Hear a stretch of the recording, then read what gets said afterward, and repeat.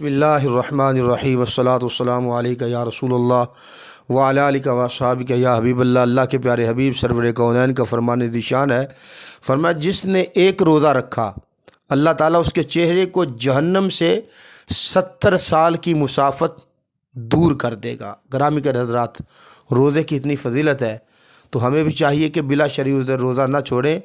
اور حضرت ابو ہریرہ سے مروی ہے، نبی مکرم صلی اللہ علیہ وسلم نے فرمایا، مفہوم حدیث ہے، جس نے ایک دن کا روزہ چھوڑ دیا بلا شرعی عذر، بیمار بھی نہیں تھا، تندرست تھا، ویسے ہی روزہ چھوڑ دیا، فرمایا پوری زندگی بھی اگر وہ پوری زندگی بھی روزہ رکھتا رہے لیکن پھر بھی اس روزے کی فضیلت کو نہیں پا سکتا۔ اس لیے گرامی کے حضرات، ہم نے لوگوں کو دیکھا تھوڑی سی بات پہ روزہ چھوڑ دیتے ہیں، میرے درد ہو رہی ہے، مجھے تکلیف ہو رہی ہے، تو اس لیے روزے کے مفہوم کو سمجھیں۔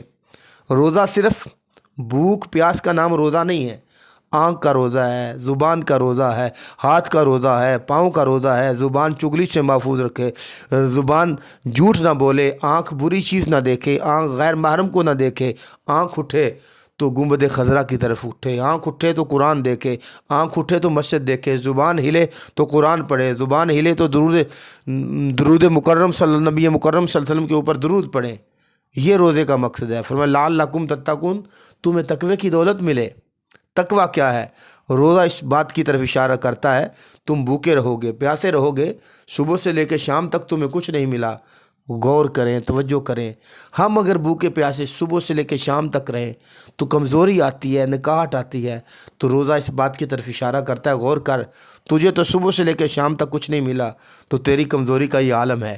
تو وہ لوگ کہ جن کو کھانے پینے کے لیے کچھ نہیں ملتا، ان کی غربت کا احساس ہوتا ہے۔ روزہ ہمیں احساس دلاتا ہے، روزہ ایک راز ہے اللہ اور بندے کے درمیان۔